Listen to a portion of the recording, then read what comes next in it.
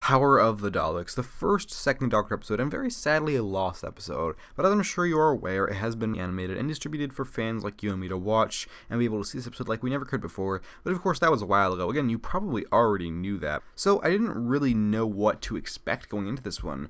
I've heard things about this, and specifically the animation. I'd even seen clips before, but what I mean when I say I didn't know what to expect is that I didn't know what to expect my reaction could be, because I could see myself going a couple of ways with this one, which might sound weird, but I have a couple of specific reasons for that. One in particular, which I will tie back into later. So, that all being said, I was very impressed with this episode, to the point which I am willing to say that this is probably my favorite episode of the show so far, in terms of my going through Classic Who with these reviews, that is. So, what I immediately liked about this story is how it so successfully pulls off a post-regeneration episode on the first go. I mean, this is the first post-regeneration episode, and it works really well. Somehow they managed to get these elements working together really nicely. It's great that we do have companions in this episode to react to the Doctor's reincarnation and be unsure of him and what is going on, and even better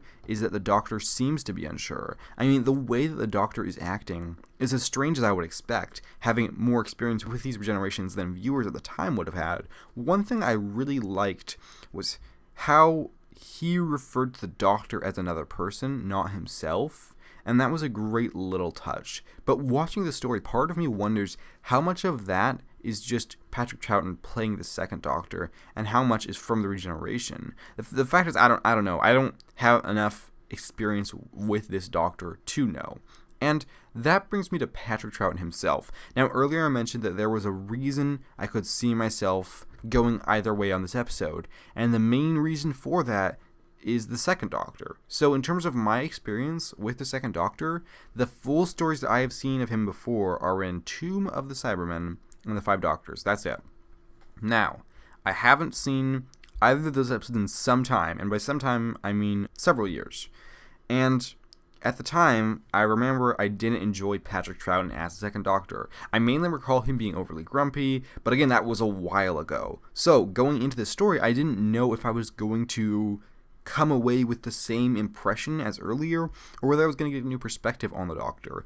And this probably comes as no surprise, given what I've already said about this episode, but I came away really liking the second Doctor, which weirdly enough didn't surprise me all that much. Having not seen him in a while, I ended up hearing all these things about the second Doctor, hearing why everybody loves the second Doctor, and seeing some clips of Frasier doing a spot-on second Doctor impression for Big Finish. I just got this impression that if I gave him another chance, I would come away liking the second Doctor, and that I was in a way missing out every moment I didn't give him a second chance. So yeah, in terms of what makes me like him, it's just his energy, his goofiness, the fun that he has, and the fun that I have watching him.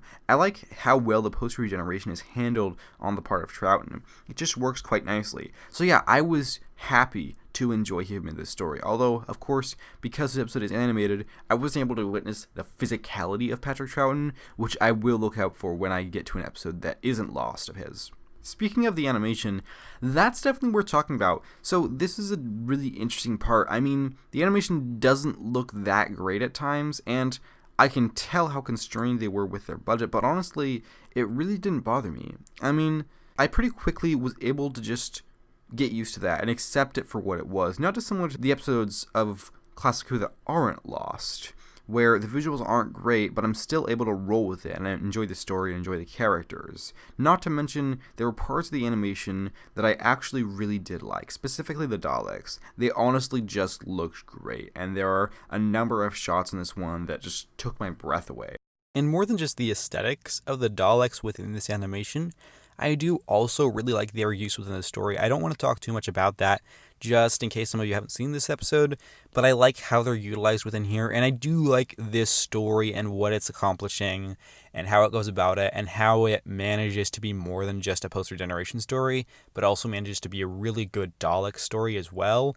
I think it's handled really well, and the pacing is shockingly good for a 6-part story. It can be hard to make 6 parts consistently interesting, but this episode really manages to pull that off. Overall, this episode was really consistently great. I was quite engaged throughout all of its 6 parts and found myself becoming quite invested in the story. The Daleks were quite effective in this episode, which was elevated by some truly memorable animated reconstructions. Patrick Troughton does really well at managing to balance being the Doctor with confusing the viewer about if he really is the Doctor. So much of this story just works at a great level, and I enjoyed this one quite a lot. So I'm going to give The Power of the Daleks a rating of 9 out of 10. If you join me again this coming Sunday, then I'll be reviewing the second episode of Patrick Troughton's run, The Highlanders. This era excites me because of how little I've actually seen from it. And from what I've heard about it, I've heard a number of people refer to it as the Base Under Siege era, so I'm interested to see how that turns out. So yeah, I'm also excited that I'm just finally enjoying Patrick Troughton's Doctor. That's really cool to me. And I used to not, but this episode I really liked him, and I've actually seen more episodes at this point, and yeah, I'm excited to talk more about this era because I've seen a decent amount of it.